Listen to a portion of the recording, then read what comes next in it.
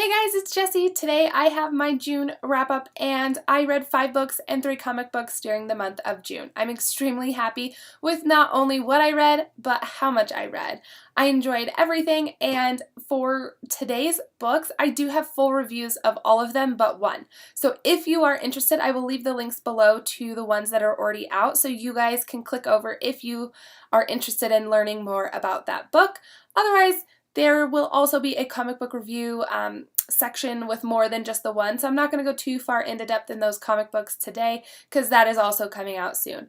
If you have any questions about anything, please leave them below and I will be sure to answer them. Otherwise, let's jump into it.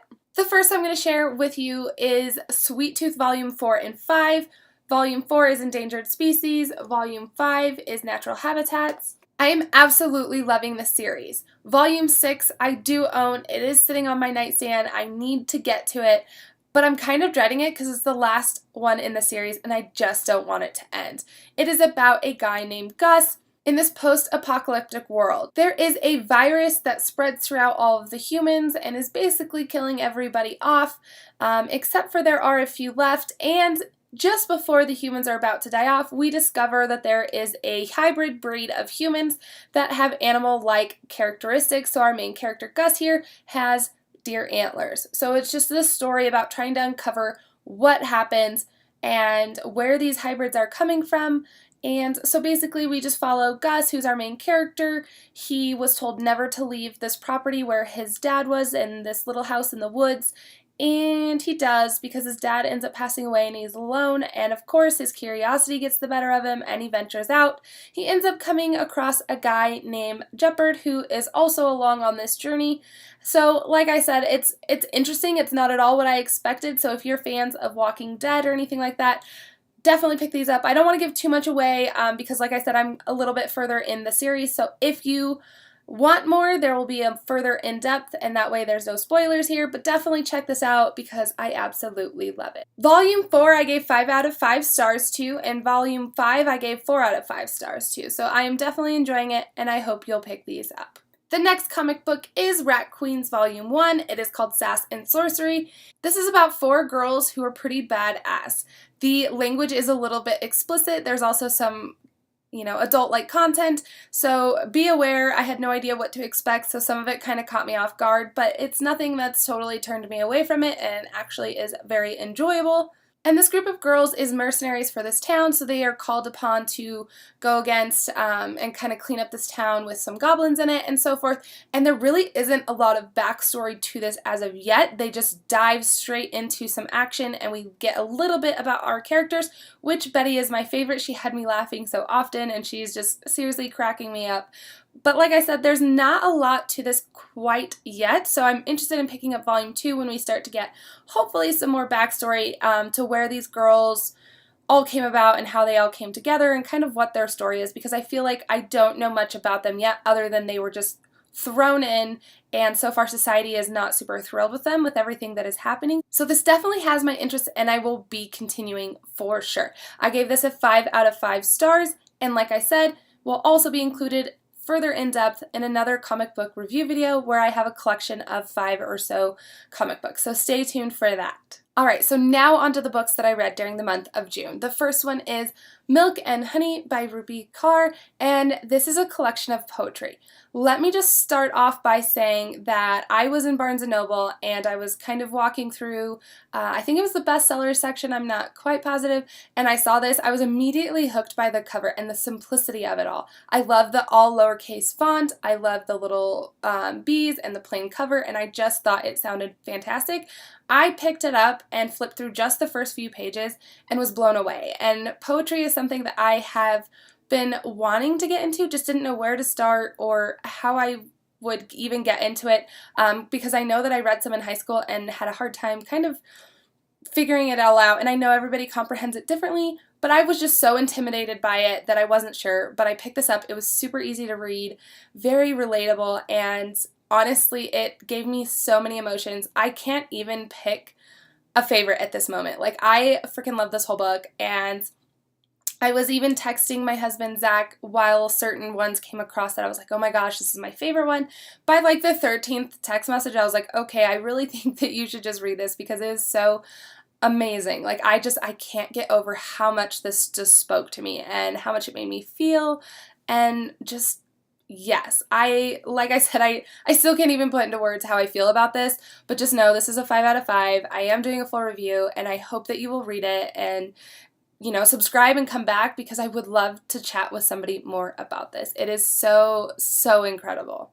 The next book is The House of Bradbury by Nicole Meyer, and this was such a surprising book. Like, I loved it. I got it from Booksparks in their May box, and like I said, was so surprised. I had no idea. This was a debut novel for Nicole, and it is such a gem. Like, I can't stop thinking about it. I stayed up really, really late to read it, would wake up really early, and just couldn't get it out of my mind. And I really want more people to read this because it was so good. I really loved it. And it had a bunch of feelings in it too. So I think all the ones I read this month have a theme going on. They make you feel different things, they make you think, and I just really, really enjoyed it. I gave it a 5 out of 5, and it is just about our main character, Mia, and she had her first book was released, and it was a total flop, and her fiance of the time was cheating on her, so she was back living with her sister, so it just seemed like she was having a really rough time in life. When Ray Bradbury's house goes up for sale, he is one of her, like, idols, and she thinks that this iconic home just can't go to anybody, so she goes to her ex-fiance Carson and asks him to help her get this house. So once she's in this house, she's totally expecting for this inspiration to come through, really help her get back on track with her writing career. What she doesn't expect is the favor that Carson throws her way. And like I said, it was so fantastic. It was such a light, easy, quick read. It was a steady pace throughout, and I just loved it. So if you would like to learn more about this, I will leave the links below. Definitely check it out, read it, and let me know what you think.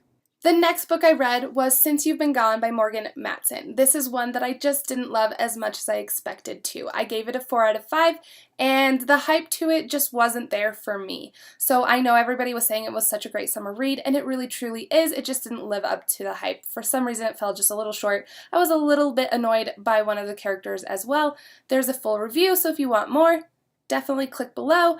Otherwise, this is about two best friends, Emily and Sloane disappears. Emily's totally distraught and just kind of a mess over the disappearance of her friend, and one day she gets a letter in the mail that has a list of 13 things, and that letter is actually from her best friend Sloane. So it is things that she has to do over the summer that are going to push her out of her comfort zone, and I loved the concept, and I loved the book. I just found it a little slow in places and was expecting a little bit more. So I definitely enjoyed it, just didn't love it.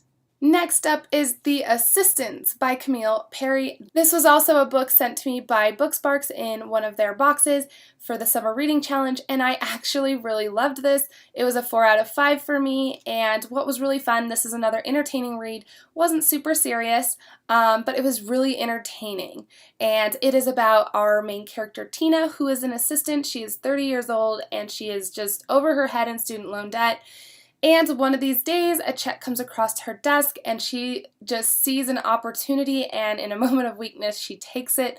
She ends up being able to pay off her student loans, but things start to spiral out of control. She's over her head. The scheme that she has starts to fall apart and unravel, and things just continue to get out of control.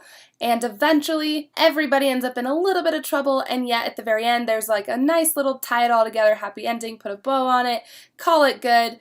And like I said, it was really entertaining. I really loved Tina's internal monologue the most. So this is definitely not something to take too seriously, because there's no way that I see this plot ever really happening or being realistic at all.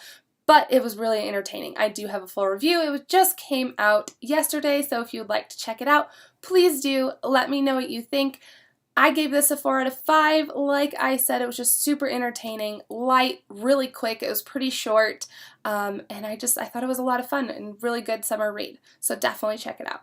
Last but certainly not least is First Comes Love by Emily Giffin. And this is one that was just released 2 days ago. I also got it from Booksparks, so thank you so much to Booksparks for all the fantastic reads this month. This is a book that I kind of went into thinking it was going to be lighthearted just by the title of it and everything, and then once you start getting into it, it is actually pretty heavy and very emotional and really makes you feel things. I connected a lot with this book, and it did bring up a bunch of feelings that I had kind of beneath the surface. This is about two sisters who are complete opposites, which I think was really intriguing. I connected a lot with Josie, which is one of the sisters who seems to be not quite all put together, even though she's an adult, and is trying to get her life together, where the other sister seems to be a little more put together, but isn't quite as happy as Josie is, and that's Meredith. So we have Josie and Meredith. They go through this family tragedy, so we watch this family kind of get torn apart, and it's a big struggle, and there's a lot of things happening, and you see that there's a lot of hurt under everything. As the anniversary of this tragedy is approaching, we see that these secrets are getting revealed, things are coming even further apart, everybody's being torn in different directions, the tension is palpable, but what we start to see is healing for this family and them being able to move on and accept things. And it was really beautiful, and it's a great story about family and the relationships and how these two actually needed each other a lot more than they thought. I do have a full review, so if you're interested, that is also below, and I really highly recommend everybody pick this up. It's a 4 out of 5 for me, and it's really great for summer. Like I said, just be aware because it definitely brings up some feelings.